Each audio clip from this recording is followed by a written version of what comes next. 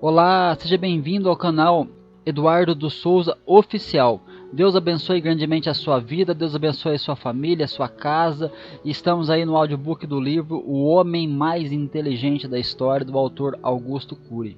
E hoje vamos para a parte 18 e 19 do livro, que tem como título O Estranho Homem de Marketing de Jesus e também Jesus e os mais dramáticos testes de estresse. Então são títulos aí que faz jus ao conteúdo que nós vamos estar narrando, que você possa estar sendo abençoado pela leitura desse livro. Você que está acompanhando o canal e ainda não é inscrito, se inscreva, deixe aí o seu comentário, deixe o seu like, compartilhe com seus amigos, compartilhe com aquelas pessoas que você ama, para que pessoas também sejam alcançadas através das mensagens desse livro, que eu tenho certeza que esse livro, ele até o fim, você vai ser impactado com essa história. Então que nós possamos estar aqui atentos a tudo que está sendo lido, para que nós possamos deixar uma semente de Deus cair no nosso coração. Então vamos para a leitura e que Deus abençoe grandemente a sua vida. O estranho homem de marketing de Jesus. Um homem que parecia louco, vestido como um maltrapilho, bradava com uma voz vibrante e eloquente sobre a grande revolução social que começaria de dentro para fora. Proclamava que um líder se aproximava e mudaria o status quo das relações humanas. Seria o protagonista de um governo justo e generoso. Parecia delirar. E, sem papas na língua, colocando a própria cabeça a prêmio, apontava as mazelas dos transeuntes e a corrupção dos líderes de seu tempo. Fustigando-os com vara curta, dizia: raça de víboras, quem os induziu a fugir da ira que está por vir? Nunca se viu alguém com tanta coragem numa época de perseguições políticas. Era recomendável a discrição, mas ele era incapaz de ficar calado. Queria de todas as formas penetrar nas entranhas da mente das pessoas e dissecar os tumores escondidos debaixo de sua pele, incluindo a arrogância e as exclusões. Seu nome era simples, João, mas seus objetivos eram complexos. Eu sou uma voz que prepara o caminho do meu líder, o Senhor do mundo. Ele é tão poderoso e magistral que não sou digno sequer de me curvar perante ele. As pessoas desenhavam em seu psiquismo um super-herói inimaginável, um líder jamais visto, acompanhado de uma escolta triunfal, transportado numa carruagem coberta de ouro. Sua beleza deixaria em êxtase os olhos abatidos pela fome, numa época em que o Império Romano espoliava os celeiros de Israel. Mas nada de o homem aparecer. À noite João procurava repousar sua voz desgastada pelos brados, mas seus discípulos e agregados o importunavam. Questionando, diziam: por que o Messias demora tanto? Acalmem-se, todos vocês. Cedo ou tarde ele vai aparecer. Mas que características ele tem para o reconhecermos? Perguntou um fariseu, um líder que se unira ao bando dos reacionários. João engolia em seco, mas não perdia a segurança. Quando o virem, ele será inconfundível. Seus gestos, reações e palavras proclamam sua identidade. Seu poder é incomensurável e sua eloquência é arrebatadora. Mas como você sabe disso, se não o conhece? A pergunta fatal foi elaborada por um escriba, um professor das Sagradas Escrituras que também fora cativado por João. O mais importante e estranho especialista em marketing pessoal de que já se teve notícia respirou e sorriu. Sua emoção estava à flor da pele. Eu sei porque sei, disse convicto. Ele inaugurou uma tese que ultrapassaria a de Sócrates, feita 3 séculos antes. Sei que nada sei. Mas como é possível anunciar um desconhecido com tanta segurança? Questionou um líder político local. Basta. Quando ele vier, nos surpreenderá. Disse João, tentando acabar com aquele mar de dúvidas. Mas, João, muitos o odeiam por você apontar seus crimes. Herodes cogita metê-lo no cárcere. Muitos fariseus têm insônia por causa das suas acusações. Falar do seu nome causa-lhes tremores. Se o Messias não aparecer para lhe garantir a proteção, cedo ou tarde a sua cabeça pode rolar, comentou um discípulo, preocupado com seu estranho mestre. Acaso tenho eu medo da morte? Não chafurdem na lama do conformismo. Este mundo precisa ser virado de cabeça para baixo, disse ele, virando a cabeça não para baixo, mas para o lado, procurando repousar ao relento. Muitos que seguiam os ensinamentos de João não dormiam, comiam nem se vestiam como ele. De dia ficavam na margem do rio Jordão e à noite iam para suas casas ou para hospedarias. Logo pela manhã, João repetia o mesmo ritual. O incansável mestre de cerimônias anunciava o líder de seus sonhos, o autor de uma nova era. Se Einstein entrasse por uma janela do tempo e o aconselhasse, certamente o desanimaria. Ouviria dele: é mais fácil desintegrar o átomo do que se desfazer dos preconceitos. Se Martin Luther King também pudesse viajar no tempo para orientar seu ânimo, não seria diferente. Talvez dissesse: Abraham Lincoln libertou os escravos na Constituição, e eu, 100 anos depois, estou lutando para desfazer os paradigmas sociais, resgatando os direitos civis dos negros, mostrando que brancos e negros são iguais na essência. Somos todos uma só família. Naquele tempo, como em todas as eras, as pessoas não se interiorizavam, não se autocriticavam nem mapeavam as próprias falhas. De múltiplas formas, João proclamava que elas, sobretudo os líderes, tinham 3 necessidades doentias que infectavam suas mentes: a necessidade de controlar os outros, a de ser o centro das atenções sociais e a de poder. Que missão dantesca é remover o lixo do psiquismo humano! Ele mudará o coração humano, afirmava com segurança. Mas o ser humano é imutável, diziam outros com a mesma segurança. Como devemos estar preparados para esperá-lo? Perguntavam ainda outros, mais sensíveis. Mas a resposta era bombástica, tanto real quanto metafórica. Quem tiver 2 túnicas, reparta com quem não tem. E, quem tiver alimentos, faça-o da mesma maneira.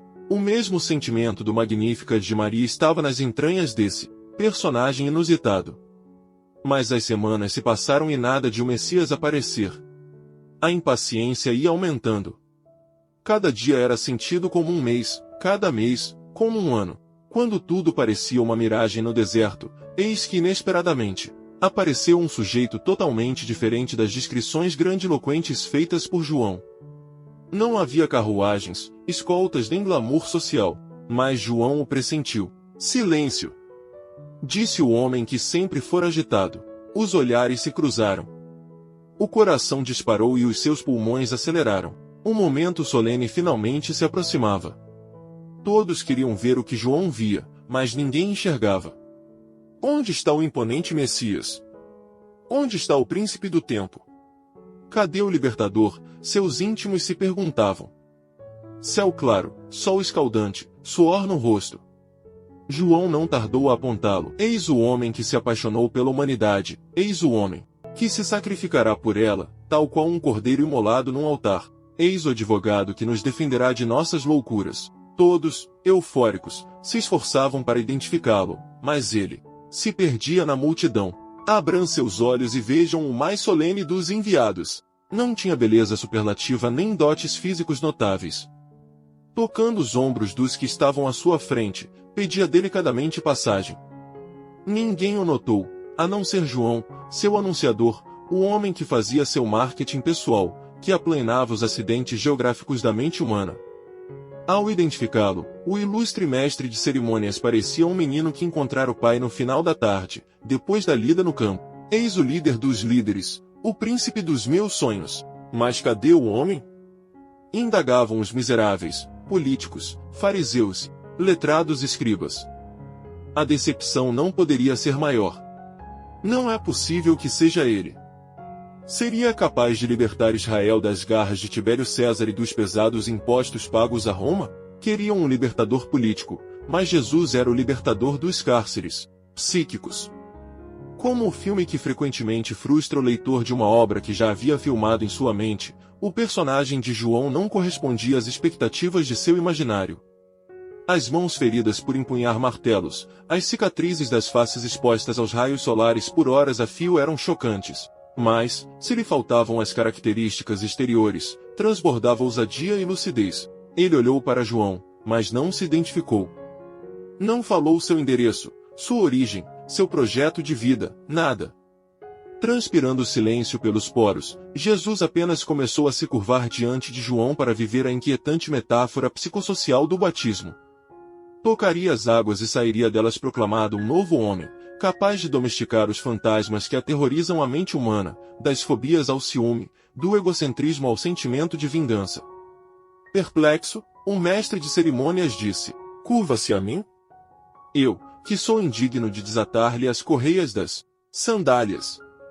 Eu é que devo me curvar diante de você. Ao ouvir essa reverência, um escriba entrou em estado de choque. Como pode um homem tão ousado, que colocava diariamente sua cabeça a prêmio, agir de forma tão humilde diante desse homem tão simples e incompreensível?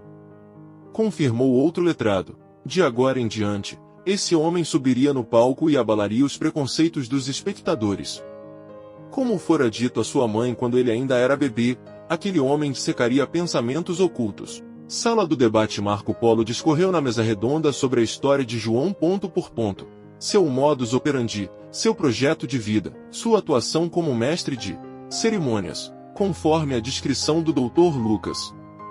Falou em detalhes sobre o encontro entre o anunciador e o anunciado. Interpretou não apenas os textos claramente expostos, mas também deduziu fenômenos e induziu ideias que estavam nas entrelinhas. Foi como assistir a um filme dirigido por um hábil diretor atento aos detalhes imperceptíveis ao primeiro olhar. Alguns poucos e raros filmes fazem justiça ao livro em que foram baseados. Os espectadores da mesa redonda ficaram maravilhados. Depois de toda essa abordagem, Marco Polo faria sua análise crítica. Por incrível que pareça, Jesus não disse que João estava exagerando em sua humildade ao falar que se achava indigno de tirar suas sandálias. Suas simples palavras revelam sua dramática superioridade. Cumpramos as escrituras. Michael ficou intrigado com a exposição. Numa crise de ansiedade, bateu na mesa, indignado, quase fora de si. Em seguida assustou não apenas os membros da mesa, mas também a atenta plateia que os ouvia. Esta mesa redonda é perturbadora. Marco Polo. O que foi? Indagou Sofia, preocupada. Sofia, a história desse homem deixa qualquer intelectual maluco. Por quê? Disse Thomas. Como assim por quê? Por acaso vocês cristãos creem sem consciência crítica? Falou rispidamente. Como Marco Polo tem exposto, os disparates que acompanham a história de Jesus são no mínimo bombásticos. Sejam honestos ao responder. Depois de uma pausa para respirar, começou sua bateria de perguntas. Ele foi anunciado como rei? Sim, afirmou o Dr. Alberto. Mas esse anúncio saiu nas primeiras páginas da corte como filho dos príncipes? Indagou outra vez Michael. Não. Foi anunciado ocultamente por um estranho que apareceu no quarto de Maria, comentou Sofia. Foi concebido com a participação de homem? Indagou Michael. Segundo o Dr. Lucas. Não, apontou o Dr. Thomas. Teve um nascimento digno? Não, disse o Dr. Alberto. Nasceu num estábulo. Foi protegido na infância? Não. Fugiu para o Egito, rebateu Sofia. Só esses pontos já enlouquecem qualquer pensador. E, depois de outra pausa para pensar, continuou. A educadora encarregada de cuidar do filho do Todo-Poderoso tinha status nobre? Não. Era uma adolescente pobre de uma região miserável, comentou o Dr. Alberto. Ela e o menino correram risco de vida? Provavelmente muitos, afirmou Sofia. Em meio ao turbilhão de riscos, ela tinha autoimagem fragmentada? Não. Vimos que tinha altíssima autoestima, disse o Dr. Thomas. Maria vivia na era do analfabetismo? Sim, apesar de a cultura grega ter sido difundida por Alexandre o Grande. Com quem aprendeu a ler? Não sabemos, afirmou o Dr. Alberto. Mistérios e mais mistérios. Tudo aqui é um mar de segredos, afirmou Michael. Marco Polo admirava a capacidade de síntese do amigo. E tem mais, contestou o neurocientista. Quando Jesus, o filho do suposto autor da existência, resolveu abrir a boca ao mundo, usou uma equipe de marketing formada por um só homem. E, pior ainda, um homem que comia, se vestia e falava como um extraterrestre. Muitos deram risadas na plateia, mas estavam pensativos. Ele tinha razão. O caso não é de rir, é de chorar. E, além disso, ele foi o primeiro profissional de marketing que propagandeou um homem, sem conhecê-lo. E, para piorar mais uma vez, ao invés de ser polido, discreto, esse marqueteiro descia a lenha nas lideranças da época. São inumeráveis os paradoxos, afirmou o Dr. Thomas. Diante disso, Michael se levantou, fitou seu amigo psiquiatra e companheiro de ciência e concluiu, ansioso. A história de Jesus está perturbando minha racionalidade. Marco Polo. Sente-se, Michael. Solicitou Marco Polo com calma. Você está tenso. Tenso? Minha mente está um caldeirão em ebulição. Depois advertiu: Marco Polo, você é um notável psiquiatra. Vamos cair fora desta mesa redonda, senão vamos ter um surto psicótico. Muitos na plateia deram novas risadas pela maneira como Michael fez sua abordagem, inclusive o Dr. Thomas e o Dr. Alberto. Mas ele estava falando sério. Isso não é engraçado, senhores Thomas e Alberto. Talvez os senhores já tenham enlouquecido e não sabem disso, afirmou Michael. As pessoas riram mais ainda, mas ao mesmo tempo mergulharam nas águas da reflexão. Esses paradoxos são maravilhosos. Um prato cheio para quem gosta de pensar, mas nem a ciência nem as religiões se debruçam e se deslumbram diante deles, concluiu Sofia com a maior seriedade. De repente, um senhor de cabelos grisalhos, que era um físico da Universidade de Oxford, comentou: Eu não sou religioso, mas estou tão perplexo quanto o Dr. Michael. A Europa trata a mente mais famosa da história com superficialidade. Estamos perdendo a capacidade de questionamento. Então Marco Polo respirou fundo e fez um comentário seríssimo. Michael, meu amigo de ciência, o que me deixa perturbadíssimo é que todos esses paradoxos que estamos analisando e que você sintetizou gritam mais uma vez que Jesus não poderia ser um personagem inventado. Como assim, Marco Polo? Indagou Michael, confuso. Pense comigo. Você usaria João como seu homem de marketing para se candidatar à chefia do departamento da universidade? Claro que não, Marco Polo. Ninguém em sã consciência usaria um homem como ele. Ele me faria perder muitos votos. Aliás, o resultado da eleição pode sair ainda esta noite. Estou confiante em que serei o vencedor. Alguns na plateia aplaudiram. Gostavam de seu modo despojado e irreverente. Ele levantou as mãos, agradecendo, mas, continuando, ao que tudo indica, João de fato queria aplanar o relevo da mente dos seres humanos, doesse a quem doesse. Mesmo que o resultado fosse um anti-marketing. Tem razão, reconheceu Marco Polo. Que escritor teria habilidade de construir um personagem com esses fenômenos sociais? Aliás, a história de Jesus não perturbou apenas nós, mas também os seus escritores, inclusive o Dr. Lucas. Seus textos mostram um homem atônito com o personagem, que descrevia. Ele tinha tantas coisas para escrever, mas procurava ser constantemente sintético. E, além disso, sua escrita tinha problemas de pontuação às vezes, sem pausas para respirar, de tão fascinado que estava. O menino que estamos estudando é muito diferente da criança pacata do Natal. Tudo nele foge ao previsível, acrescentou Sofia. Quando nossos alunos se formam nas universidades, embora estejam despreparados para a vida, seus pais fazem festas solenes, como se fossem heróis. Mas Jesus teve zero privilégios sociais do nascimento à morte, concluiu Marco Polo. Que loucura! Isso não foi cruel? Afirmou Michael. De repente, Sofia chegou a uma conclusão bombástica. Talvez as regalias lhe tenham sido tiradas para que sua luz brilhasse de dentro para fora. Marco Polo colocou as mãos na cabeça, incomodado. Você está defendendo a tese de que o suposto autor da existência controlou o tempo e o espaço para que seu enviado nascesse sem regalias sociais? Está dizendo que o objetivo de todos esses paradoxos era que ele revelasse sem qualquer maquiagem sua notoriedade psicológica? A conclusão de Sofia faz todo sentido, afirmou o Dr. Alberto. Mas esse pai atirou o filho na cova dos leões, afirmou Michael. Diante disso, Marco Polo comentou inteligentemente. Mas esse Deus dos cristãos estaria disposto a correr tanto risco? Como assim? Indagou Sofia, intrigada. Retire o nome, o poder, o status e os bens materiais dos reis ao longo da história e observe se eles seriam capazes de brilhar no anonimato, por si mesmos. Muitos eram tão incompetentes que não passariam de vassalos, afirmou Michael. Nem bajuladores sobrariam. Mesmo alguns presidentes eleitos democraticamente, se lhes tirarmos o poder, o status, o populismo e os testarmos nos solos do anonimato, seriam incapazes de administrar um botequim, um pub, uma microempresa, afirmou Marco Polo. E, já que tudo foi tirado do personagem mais famoso da história, também tiraremos todo o nosso pudor em investigá-lo, concluiu Michael solenemente. Correto. A partir de agora, analisaremos sua inteligência sem preconceitos nem dogmas, sobre o que sobrar, doa a quem doer. Poderemos nos decepcionar muitíssimo, comentou Marco Polo, ou admirá-lo muitíssimo, ponderou o intelectual do Vaticano. Eu pago para ver, arrematou Michael. Espere, Michael.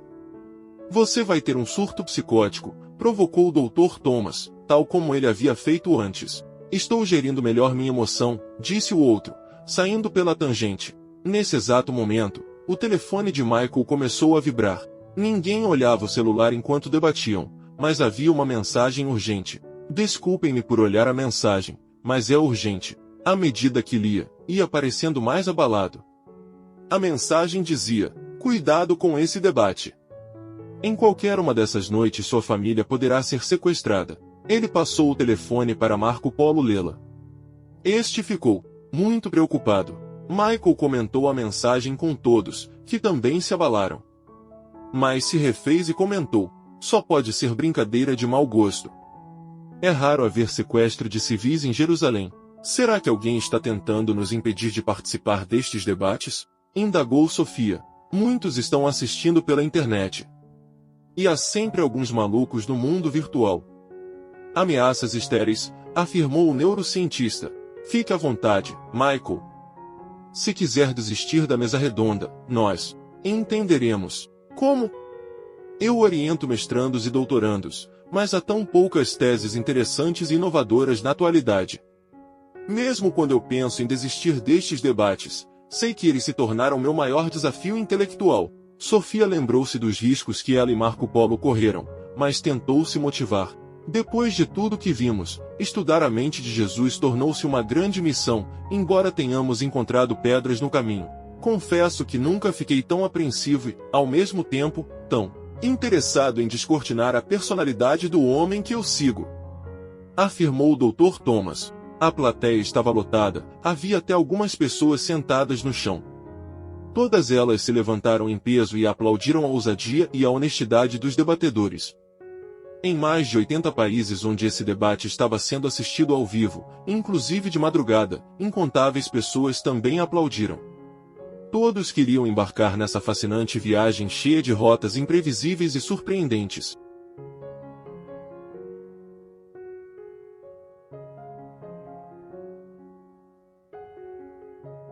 Jesus e os mais dramáticos testes de estresse. Na manhã seguinte, Marco Polo estava compenetrado, pensativo, refletindo sobre as ideias e teses que haviam debatido nos últimos encontros. Pegou seu computador e mais uma vez escreveu suas impressões acerca dos mistérios da existência humana. A vida é um grande contrato de risco. E uma das cláusulas mais importantes desse contrato é que devemos viver cada dia como um novo capítulo e cada capítulo como uma aventura. Quem se aprisionou no cárcere da rotina não sonha, não se recicla, não aprende mais. Deixou de ser autor da própria história, tornou-se um zumbi, ainda que esteja fisicamente vivo. Eu estava assim. Depois de escrever essas ideias, ele foi estudar o livro do Dr. Lucas. Sua mesa tinha dezenas de livros. Ele consultava textos de todas as religiões e de diversos pensadores para formular sua análise crítica. Muitos intelectuais criam suas ideias em momentos caóticos, e Marco Polo desenvolvia as suas na desordem. Livros no chão, textos e mais textos sobre a mesa, papéis de anotações para todos os lados. À medida que lia e elaborava questionamentos, sua mente abria as janelas da memória. Ao ler os textos que se seguiram ao encontro com João, o anunciador do Messias, Marco Polo começou a ficar abismado. Ficou espantado ao descobrir que Jesus, antes de abrir a boca ao mundo, passou pelo mais dramático teste de estresse. Intrigado, João perguntava a si mesmo: 40 dias no deserto sem comer? Isso é uma ficção ou pressão total? Como, no ápice do esgotamento físico e mental, ele conseguiu pensar: não só de pão viverá o homem.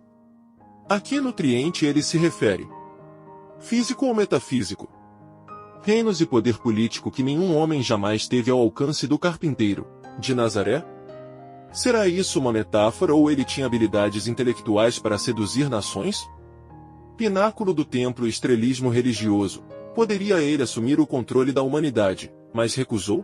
Não é possível. Tinha o carpinteiro ferramentas para esculpir um trono político e religioso mundial? Marco Polo era um pesquisador raro.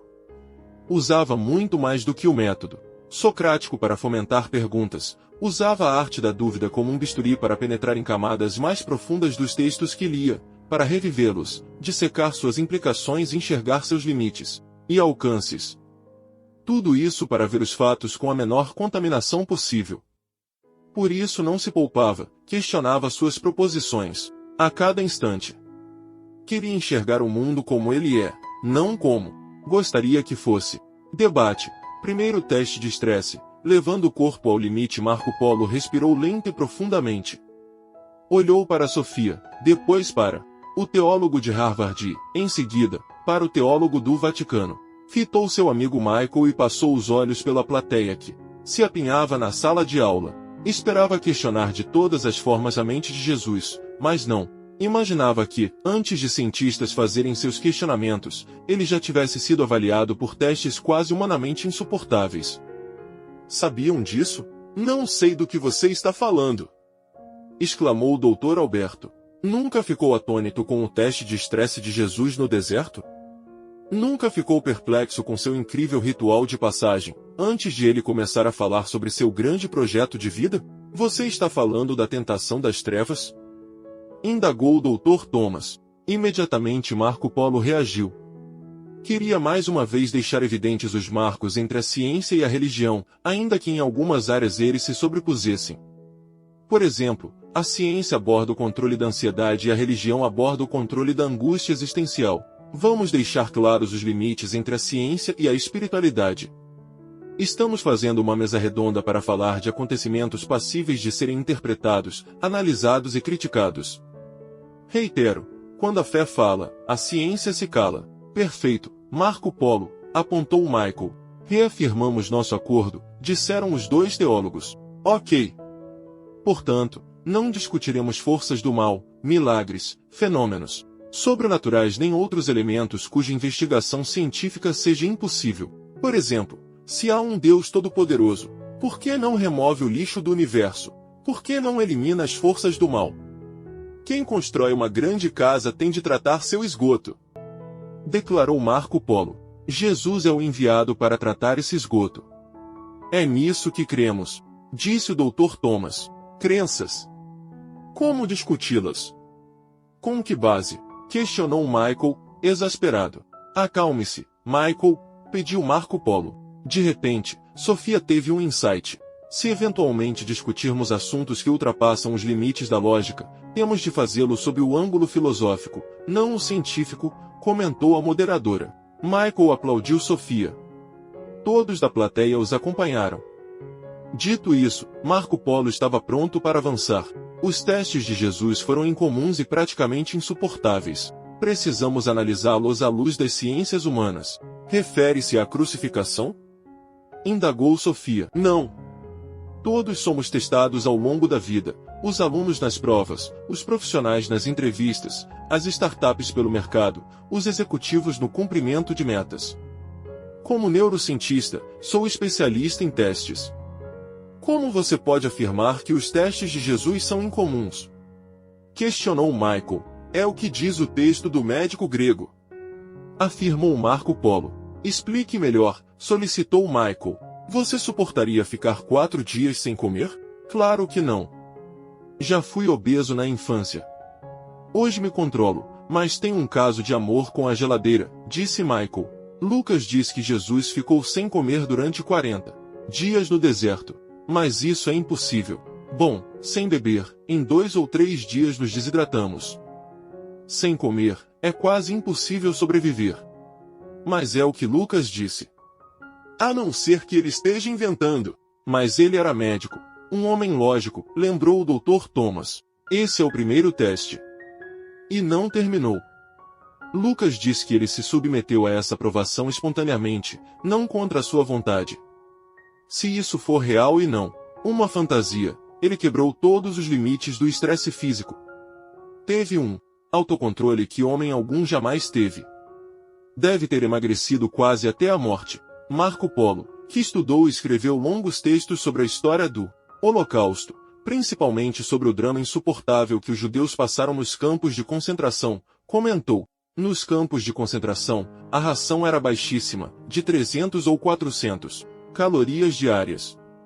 A maioria morria em poucos meses. Nesse extremo não há solidariedade, tolerância nem mente capaz de Desenvolver um raciocínio complexo, afirmou Sofia. Exatamente, Sofia. Nesse extremo, o Homo bios, instintivo, prevalece sobre o Homo sapiens, pensante. Enfim, fecha-se o circuito da memória, apontando que sobreviver é mais importante que pensar e se doar. Por isso, meus amigos, muitos judeus, esmagados pela fome, tinham reações egoístas, escondiam alimentos, dissimulavam. Alguns traíram seus pares por causa de um pedaço de pão, embora fossem boas pessoas fora desse dramático estresse, comentou Marco Polo. Dr. Marco Polo, li um dos seus artigos, em que aponta que nos países onde há escassez de alimento, por exemplo, onde chove menos de 700 litros por metro quadrado por ano, há mais atritos, guerras, disputas, comentou o Dr. Thomas. Exatamente. Mas isso pode ser corrigido pela educação, em destaque a educação socioemocional, que estimula a cooperação, o pensar antes de reagir, o exercício de se colocar no lugar do outro, comentou o autor do programa de gestão da emoção. Por outro lado, em países em que há abundância, por exemplo, de sol e terras férteis, como o Brasil, promovem-se a alegria, festas e os encontros sociais, mas há menos estímulos à leitura, à pesquisa e à superação de obstáculos. Puxa, nunca tinha pensado nisso. Tanto a escassez extrema quanto a abundância trazem armadilhas que só a educação socioemocional poderia resolver, comentou Sofia. Por isso os países de clima temperado se desenvolveram mais. Claro, há muitas variáveis, mas o clima e a educação os ajudaram. Mas vamos voltar à quebra de paradigmas de Jesus. Ele passou pelos testes do útero de Maria, da fuga para o Egito, do trabalho silencioso e humilde como carpinteiro. Agora, no entanto, seu corpo é esmagado pela fome, comentou o Dr. Thomas. Como pode alguém decidir passar por uma prova dessas? Isso é loucura, Marco Polo, disse Michael, indignado. Não brigue comigo, Michael. Brigue com o Dr. Lucas, o biógrafo. Ele disse que sua narrativa seria criteriosa. Tratou de muitas pessoas com inanição. Agora a pessoa que ele ama está morrendo de fome. Ele deveria ter abortado o pensamento depois desse teste de estresse. Foi-lhe dito que ele poderia transformar pedras em pães. Claro, eu sei que não entraremos nessa seara, discorreu o Dr. Alberto. Mas, em sintonia com seu raciocínio, meu ponto é que ele não abortou o pensamento. Disse, não só de pão viverá o homem, mas de toda palavra que sai da boca de Deus. Essa é a tese, comentou Marco Polo. Espere aí. Disseram-lhe que ele poderia suspender as leis da física e mudar a matéria? Poderia transformar pedras em pães? Como isso é possível? Indagou Michael, mais uma vez perturbado. Michael, essa não é a tese. Concordamos que não vamos discutir os poderes sobrenaturais desse homem. E por que você está discutindo? Desculpe-me. É que, a tese é que ele produziu um pensamento lúcido quando todo o seu corpo morria. Mas, antes de discorrer sobre ele, deixe-me especular. O texto diz que, depois de 40 dias, ele teve fome. E nos dias anteriores, não ficou faminto? Claro que ficou. Marco Polo continuou dizendo que o médico grego apontou subliminarmente que ele estava num processo de interiorização que suprimiu seus instintos. E completou seu raciocínio. O ser humano poderia ter esse autocontrole? O que sabemos é que, nos terremotos, há pessoas presas nos escombros que libertam um poder mental que as preserva fisicamente. Algo chocante para a medicina. Incrível. Nunca tinha pensado nesse poder mental. Disse Sofia. Marco Polo continuou. Agora vamos ao pensamento. Não só de pão viverá o homem, mas de toda palavra que sai da boca de Deus. Em primeiro lugar, esse pensamento é lógico. Em segundo, Jesus tinha consciência crítica comparativa, pão físico versus pão metafísico. Em terceiro, entra numa seara impossível para a ciência investigar, sobrevivência humana temporal, propiciada e simbolizada pelo pão de trigo versus sobrevivência temporal, propiciada pelo suprimento produzido diretamente pelo misterioso autor da existência. Mas, de onde você tirou tudo isso? Comentou o Dr. Alberto, admirado.